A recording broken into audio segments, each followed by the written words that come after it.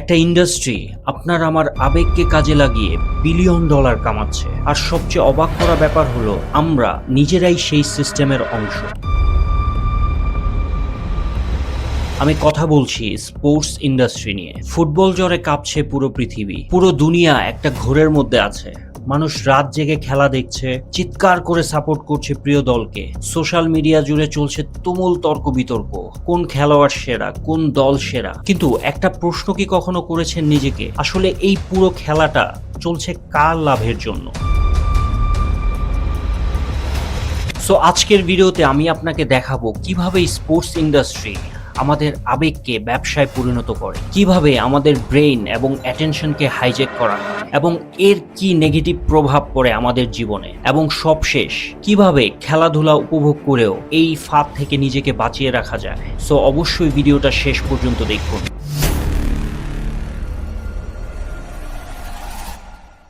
দেখুন, এই ভিডিওতে আমি আপনাকে এটা বলতে আসিনি যে আপনি কালকে থেকেই সব ধরনের স্পোর্টস দেখা বন্ধ করে দেন। একসময় আমিও নিয়মিত ফুটবল খেলা দেখতাম, একদম ডাই হার্ড ফুটবল ফ্যান ছিলাম। কিন্তু খেলা দেখার সময় একটা জিনিস আমাকে সব সময় ভাবাতো, যে আমি যেই দলের খেলা দেখছি সেই দলের সাথে আসলে আমার সম্পর্কটা, তারা বাস্তবে মাঠে ফুটবল খেলছে, আমি খেলা দেখছি, বিনোদন পাচ্ছি, এতটুকুই। কিন্তু আমি সব সময় খেয়াল করতাম, আমি যেই দলের খেলা দেখছি সেই দলগুলো শুধু আমাকে দর্শক হিসেবে রাখতে চায় না, তারা ইমোশনালি আমাকে তাদের সাথে কানেক্ট করাতে চায়। তারা চায় আমি তাদের প্রতি আরো বেশি লয়াল হয়ে যাই। তারা চায় আমি যেন তাদের জয় পরাজয়কে নিজের জয় পরাজয় মনে করি। তারা চায় ঘন্টার পর ঘন্টা তাদের নিয়ে ভাবি, পোস্ট করি, আলোচনা করি, তর্ক করি। আর প্রিয় খেলোয়াড়ের ক্ষেত্রে তো বিষয়টা আরো গভীর। অনেক সময় মানুষ তার প্রিয় খেলোয়াড়ের প্রতি এমন ভাবে অবসেসড হয়ে যায় যে তার সাফল্যকেই নিজের সাফল্য মনে করে, তার হার জিতকেই নিজের হার জিত মনে করে। তখন আমার মাথায় একটা প্রশ্নই আসতো, কেন আমাকে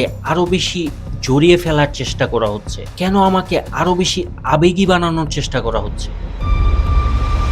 পরে আমি বুঝতে পারলাম, এটা শুধু খেলা না, এটা হচ্ছে অ্যাটেনশনের খেলা। কারণ আজকের পৃথিবীতে সবচেয়ে মূল্যবান হলো মানুষের অ্যাটেনশন বা মনোযোগ। আপনি যত বেশি সময়, ইমোশন এবং অ্যাটেনশন কোনো জিনিসকে দিবেন, তার অর্থনৈতিক মূল্য তত বেশি। আর সেই জন্যই কোটি কোটি ডলারের স্পোর্টস ইন্ডাস্ট্রিগুলো চায় আপনি শুধু ম্যাচ না দেখুন, আপনি তাদের ডাইহার্ড ফ্যান হয়ে যান। আর আপনি খেয়াল করে দেখবেন, যখনই আমরা ডাইহার্ড ফ্যান হয়ে যাই তখনই আমাদের আচরণ বদলাতে থাকে। তখন আমরা প্রিয় দলের খেলা কখনোই মিস করতে চাই না, সেই দল নিয়ে বেশি বেশি আলোচনা করি, প্রিয় দলের জার্সি কিনি, অফিসিয়াল মার্চেন্ডাইজ কিনি, স্ট্রিমিং সাবস্ক্রিপশন কিনি। কখনো কখনো এমন হয় আমাদের প্রিয় খেলোয়াড়ের কারণে আমরা কোনো একটা নির্দিষ্ট ব্র্যান্ডকে পছন্দ করতে শুরু। আর এভাবেই ধীরে ধীরে আমাদের মনের অজান্তেই একটা কনজিউমার রিলেশনশিপ করে ফেলি আমরা।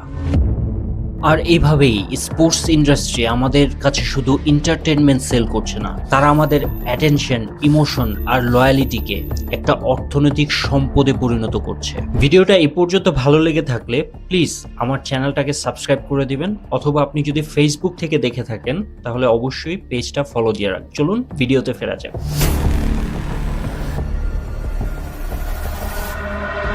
আচ্ছা, টাকা হারালে না হয় আবার উপার্জন করা যায়, কিন্তু এমন একটা জিনিস আছে যেটা একবার চলে গেলে আর কখনো ফিরে আসে না। আর স্পোর্টস কালচারের সবচেয়ে বড় মূল্য হয়তো সেটাই। কি সেই জিনিস?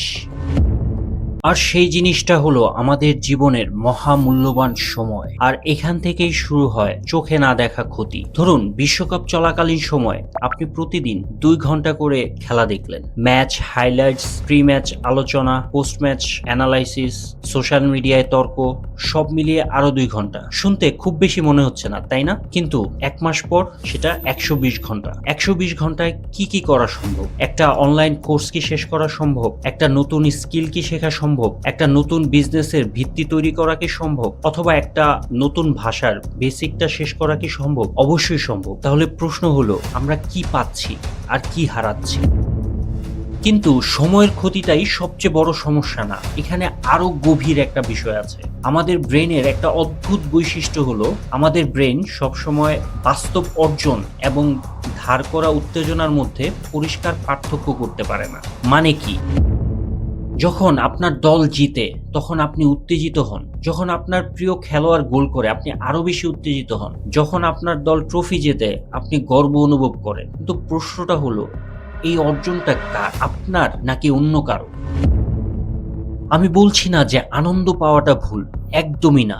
সমস্যাটা শুরু হয় তখনই যখন আমরা অন্যের অর্জনের অনুভূতিকে এত বেশি উপভোগ করি এবং আমাদের ব্রেনকে এত বেশি ডোপামিন হিট দেই যে আমাদের ব্রেন পরবর্তীতে আমাদের জীবনের লক্ষ্য পূরণ করার জন্য যে প্রয়োজনীয় কাজগুলো করা দরকার সেইখানে আর একদমই মনোযোগ দিতে পারে না। এবং ডিস্ট্রাকশন যে কত বড় সমস্যা আমাদের জীবনে, এটা কিন্তু আমরা সবাই জানি। পাশাপাশি এখানে আরো গভীর একটা সমস্যা আছে, যেটাকে আমি নাম দিতে চাই অপরচুনিটি কস্ট হিসেবে। দেখেন, জীবনে প্রত্যেকটা হ্যায়ের পেছনে কিন্তু একটা না লুকিয়ে থাকে। এই যে আপনি 2 ঘন্টা সময় নিয়ে একটা ম্যাচ দেখছেন, সেই সময়টাতে আপনি কিন্তু অন্য কোনো একটা জিনিসকে না করছেন। এখন প্রশ্ন হলো, কাকে না করছেন? আপনার ভবিষ্যৎকে, আপনার ক্যারিয়ারকে, আপনার স্বপ্নকে, নাকি যেই মানুষটা আপনি হতে পারতেন সেই মানুষটাকে? এখানেই আমি সবচেয়ে গুরুত্বপূর্ণ প্রশ্নটা করতে চাই। বিশ্বকাপ শেষ হওয়ার পরে কে চ্যাম্পিয়ন হবে সেটা আমরা সবাই জানতে পারব, কিন্তু 5 বছর পরে আমার জীবনের স্কোরবোর্ডটা কেমন হবে সেই প্রশ্নের উত্তর কি আমার কাছে আছে? তাহলে কি সমাধান দাঁড়ালো? আমরা খেলা দেখা বন্ধ করে দিব? একদমই না। কারণ সমস্যাটা ফুটবলে না, সমস্যাটা আরো গভীরে, এবং সেটাই এখন আমরা দেখব।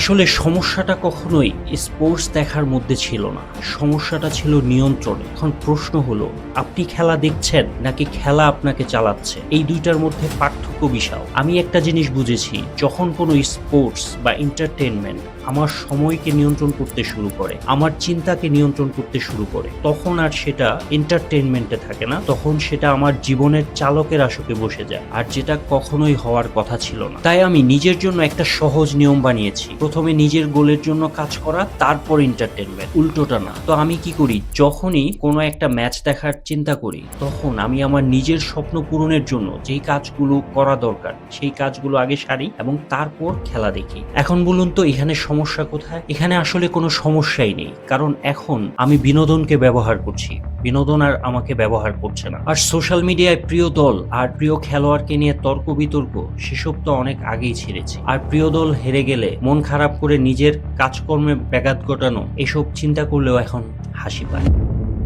আরেকটা জিনিস আমি খুব গুরুত্বপূর্ণ মনে করি, শুধু কনজিউমার হয়ে থাকবেন না, ক্রিয়েটার হওয়ার চেষ্টা করুন। কারণ পৃথিবীর বেশিরভাগ মানুষই সারা জীবন শুধু অন্যের গল্প দেখে যায়, নিজের গল্প খুব কম মানুষই তৈরি করে। এখন আপনার কাছে প্রশ্ন হলো, আগামী 5 বছরে আপনি নিজেকে কোন জায়গায় দেখতে চান? যারা শুধু অন্যের সাফল্যের গল্প দেখছে, নাকি নিজের জীবনের সাফল্যের গল্প তৈরি করছে?